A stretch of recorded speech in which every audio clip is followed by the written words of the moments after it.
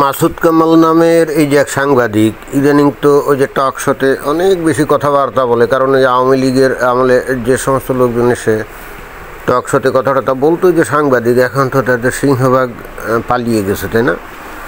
এখন মাঠ ফাঁকা, লোকজন কম, এই জন্যে বারবার ডাক পায় এই মাসুদ কামাল এসে নানা রকম কথাবার্তা বলে। ঠিক এই মুহূর্তে সে যে কথাবার্তা বললো এটা শুনলাম এবং আমার কাছে মনে হলো উল্টাপাল্টা কথাবার্তা বলছে, মানে কি বলে আর না বলে সে নিজেও বোঝে কি না কে জানে, বাট বলে তো গেল। এখন পাবলিকও এটা শুনলো, তো আমরা তার কথা একটু শুনি। আমাদের জন্য ভালো কোনো সুবাতাস আমি দেখছি না, সুখবরের গন্ধ আমি পাচ্ছি না। কেন, কি হলো আবার? কোনো সুখবর সুগন্ধ কিছুই পাচ্ছেন না, ঘটনাটা কি? কোন আশঙ্কা থেকে এমন কথা বলছেন? এই আশঙ্কাই যে পলিটিক্যাল পার্টিগুলো নির্বাচন চাচ্ছে। বিএনপি প্রকাশ্যে বলেছে তারা এই বছরের মাঝামাঝিতে নির্বাচন চায়। ও আচ্ছা, বিএনপি আগস্টের মধ্যে মানে মাঝামাঝির মধ্যে নির্বাচন চায়, আর এই জন্যে এই অন্তর্বর্তীকালীন সরকার তাকে নির্বাচন দিয়ে দিতে হবে। নির্বাচন কি মামাবাড়ির আবদান নাকি? কি উল্টাপাল্টা কথা বলে! বিএনপি নির্বাচন চাইলেই দিতে হবে, অন্তর্বর্তীকালীন সরকারের এমন কোনো ঠেকা আছে নাকি? অগাস্টেই তারা নির্বাচন চায়, বিএনপি বলেছে। বিএনপি চাওয়াকে গভর্নমেন্ট উড়াই দেবে কিসের জোরে? বিএনপি আগস্ট মাসের মধ্যে নির্বাচন চাইলে অন্তর্বর্তীকালীন সরকারকে নির্বাচন দিতে হবে, এটাই বা কোন যুক্তিতে আপনি বলছেন? আর বিএনপিও বা এই ধরনের দাবি করে কি করে এবং কোন শক্তিতে এইটা উড়িয়ে দিচ্ছে? কোন শক্তিতে? 5 আগস্ট তো গোটা বাংলাদেশের ছাত্র জনতা তারাই তো ক্ষমতায় তাদেরকে বসিয়েছে, ওই জোরে উড়িয়ে দিচ্ছে। বিএনপিকে পাত্তা দেওয়ার তো তারা কোনো দরকার মনে করছে না। বিএনপি একটা পলিটিক্যাল পার্টি, সে চাচ্ছে অগাস্টের মধ্যে নির্বাচন হোক। যদি বিএনপিটা চায় তাহলে এই গভর্নমেন্ট এই চাওয়াটাকে কিভাবে বাতিল করবে? কি দিয়ে বাতিল করবে তারা? বাতিল করার একটাই যুক্তি, ক্ষমতায় তো আর বিএনপি এই অন্তর্বর্তীকালীন সরকারকে বসায় নাই। ডক্টর মোহাম্মদ ইউনূসকে কি বিএনপি বসিয়েছে? না, বসায় নাই। বাংলাদেশের আপামর জনগোষ্ঠী ছাত্র জনতা তারাই তাকে বসিয়েছে। তো এর মধ্যে হয়তো বিএনপি একটা পার্ট থাকতেও পারে, কিন্তু সেটা যদি আমরা হিসাব করি পার্সেন্টেজে 1/3 হয়তো বা, এর বেশি তো না। তো এখন 1/3 সেই বিএনপি তারা যদি বলে যে এখন নির্বাচন দিতে হবে, না 100 ভাগ লোকজন তো চাচ্ছে না, তাই না? 100 ভাগ লোকজন তো চাচ্ছে না। আর বিএনপি যেহেতু পরিপূর্ণভাবে এই সরকারকে ক্ষমতায় বসায় না, এবং নট অনলি দ্যাট, 5 আগস্টের যে গণ অভ্যুত্থান এটা তো বিএনপিও করে নাই। কি করছে নাকি? তাদের ব্যানারে করছে? না, করে নাই। ওই যে তথাকথিত ছাত্র জনতা যারা আসলে কোনো ব্যানারেই করে নাই, তারা গোটা দেশের জনগণের পক্ষ থেকে এটা করছে, এবং অতঃপর তারাই ডক্টর মোহাম্মদ ইউনূসকে ক্ষমতায় বসিয়েছে। তাহলে এখানে বিএনপি কোন দাবি নিয়ে এই সরকারকে বলে যে আগস্টের মধ্যে নির্বাচন দিতে হবে? এবং যেহেতু অন্তর্বর্তীকালীন সরকার ভালো করেই জানে যে কারা তাদেরকে ক্ষমতায় বসিয়েছে, এবং তারা এটাও জানে যে এখানে বিএনপি আসলে তাদেরকে বসায় নাই, তাহলে বিএনপির কথাকে তাদের বার্তা দেওয়ারও তো কোনো দরকার তারা বোধ করেন। এবং ঠিক এই কারণে বিএনপি যদি দাবি করেও যে আগস্টের মধ্যে নির্বাচন দিতে হবে, সো হোয়াট, এই সরকার কি বার্তা দিবে নাকি? এবং দিচ্ছেও না। গাইড জোরে পারবে না, এই সরকার অত গাইড জোর নাই। তাহলে কি দিয়ে করবে? যুক্তি দিয়ে। যুক্তি দেওয়ার কোনো আকাঙ্ক্ষা বা ইচ্ছা তাদের মধ্যে আছে? আচ্ছা, এদের গায়ের জোর নেই, অন্তর্বর্তীকালীন সরকারের গায়ের জোর নেই। আপনি কথা বললেন কি করে? এদের পিছনে সেনাবাহিনীর সমর্থন আছে না? তো সেনাবাহিনী বাংলাদেশের দণ্ডমুণ্ডের কর্তা, তো তারাই যদি অন্তর্বর্তীকালীন সরকারের পিছনে থাকে তাহলে তার চাইতে বড় গায়ের জোর আর কোথায়? আর যুক্তি দেখাতে হবে কেন? বিএনপি চাইলেই তাকে যুক্তি দেখাতে হবে নাকি? না, তারা তো দেখাতে বাধ্য না, এমন তাদের কোনো ঠেকা পড়ে না। যে বললাম না যে বিএনপি তো তাদেরকে ক্ষমতায় বসায় নেই। তাহলে এই অন্তর্বর্তীকালীন সরকার কয়দিন ক্ষমতায় থাকবে, অনন্তকাল থাকবে, নাকি 2 বছর থাকবে, নাকি 6 মাস থাকবে, এটা তো তাদের খেয়াল খুশি। তারা কি এই ডক্টর মোহাম্মদ ইউনূস কি এই প্রধান উপদেষ্টা হয়ে বসার জন্য কি কারো কাছে নিবেদন করছিল নাকি? না, সে তো বাংলাদেশেও ছিল না, সে ছিল ওই যে ফ্রান্সে। এই তথাকথিত ছাত্র জনতা যখন গণ অভ্যুত্থান ঘটিয়েই ফেললো 5 আগস্ট, তারপরে তারা কি খোঁজ খবর করা শুরু করলো, কোথায় ডক্টর মোহাম্মদ ইউনূস আছে, একেবারে বাটি চালান দিয়ে তারপরে তাকে খুঁজে বের করে, তারপরে 5 থেকে 6, 7, এরপরে 8ম দিনে অর্থাৎ 8 তারিখে তারপরে ফ্রান্স থেকে আসলো। ডক্টর মোহাম্মদ ইউনূস কি বলেছিল যে আমি প্রধান উপদেষ্টা হব না? বলে তো নেই। তো তাকে জোর করে বসানো হয়েছে। এবং বসানোর সময় কি তাকে বলা হয়েছিল যে তুমি কিন্তু 6 মাসের বেশি ক্ষমতায় থাকতে পারবা না বা এক বছরের বেশি ক্ষমতায় থাকতে পারবে না, এরকম কি তাকে বলা হয়েছিল নাকি? না, সে তো কোনো কন্ডিশন নিয়ে প্রধান উপদেষ্টা হয় নাই। তো এখন সবাই মিলে তাকে বসানোর পরে এখন এসে কন্ডিশন দেওয়া হচ্ছে যে তুমি 1 বছরের বেশি থাকতে পারবে না, মামাবাড়ির আবদার নাকি। আর এই সমস্ত কথাবার্তা বললে সে তো শুনবেও না। ডক্টর মোহাম্মদ ইউনূসের তো একবার পরিষ্কার করে এদেরকে বলা উচিত। আমাকে যখন এখানে বসানো হয়েছিল আমার তো বলা হয় না যে 1 বছরের বেশি আমি থাকতে পারবো না। যদি বলা হতো তাহলে আমি চিন্তা করতাম যে আমি ওই উপদেষ্টা হিসাবে আমি থাকবো কি থাকবো না, তাই না? তাহলে অতএব এখানে উল্টাপাল্টা কথাবার্তা বলে তো কোনো লাভ নেই। যে মাসুদ কামাল নিজেরা বহুত চালাক মনে করেন, তাই না? আপনি নিজে বলেন তো, ডক্টর মোহাম্মদ ইউনূস যখন মানে ডক্টর মোহাম্মদ ইউনূসকে বলছিল যে আমাকে উপদেষ্টা বানাও না, পাবলিকই তো তাকে খুঁজে বের করছিল না? আবার এটাও আপনি বলেন তো যে তাকে কি বলা হয়েছিল যে আপনি কিন্তু 1 বছরের বেশি থাকতে পারবেন না? না, তাও বলা হয় নাই। এখন ডক্টর মোহাম্মদ ইউনূসের সাথে কি মস্কারি করেন? সে কি ছেলে খেলা? হ্যাঁ, আপনি মন চাইলে তার সাথে খেলবেন, মন চাইলে খেলবেন না। সে কি মানে কি খেলার পুতুল? না, সে তো খেলার পুতুল না।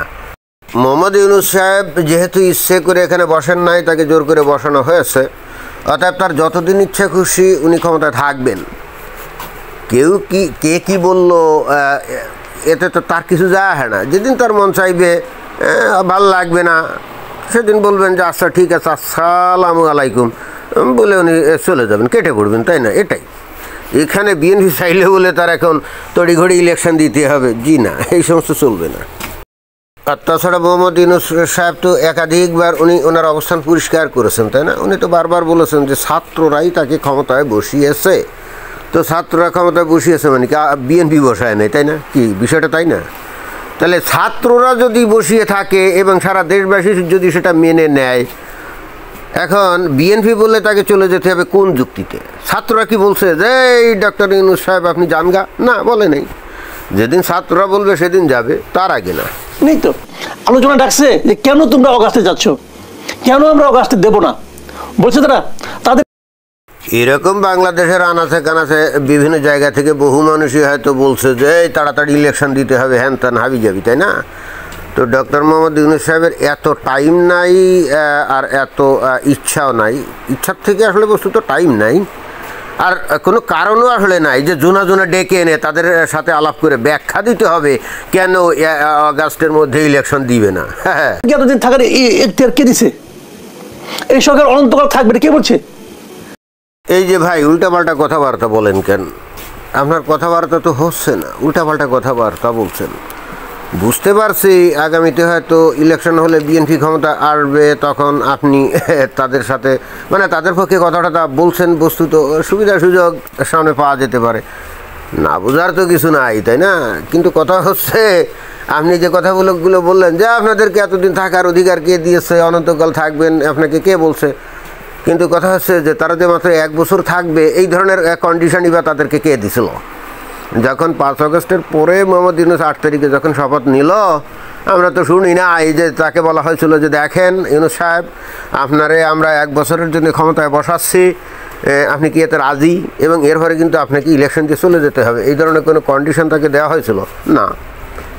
মাসুদ কামাল সাহেব আছে এই ধরনের কোনো কন্ডিশন, কোনো লিখিত ছোটাটোটা কিছু আছে, চুক্তিপত্র নাই?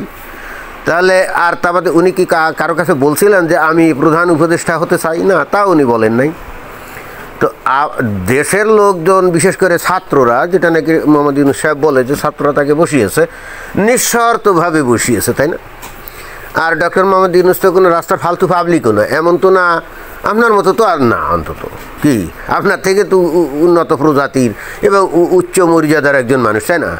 তো তার মতো একজন লোক, যিনি নাকি নোবেল লরিয়েট, সারা দুনিয়ার মানুষ যাকে জানে, খোদ আমেরিকার ডেমোক্রেটিক পার্টি, সেই পার্টির সাথে যার বিশাল সখ্যতা, সেই আমেরিকায় প্রচণ্ড প্রভাবশালী ক্লিন্টন পরিবারের সাথে যার পারিবারিক বন্ধুত্ব, এই ধরনের একজন লোককে আপনারা মহাসমাধানে, আপনারা না মানে ছাত্ররা এবং দেশের আপামর জনগোষ্ঠী সসম্মানে তাকে বসালো।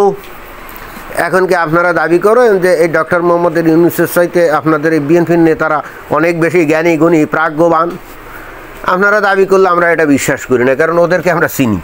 ওই আওয়ামী লীগের যে নেতাকর্মীদের বিরুদ্ধে আপনারা সারাক্ষণ বিষোদ্গার করেন না, তা বিএনপির নেতাকর্মীদের অবস্থা কি তার থেকে ভালো নাকি? না, তার থেকে ভালো না তো।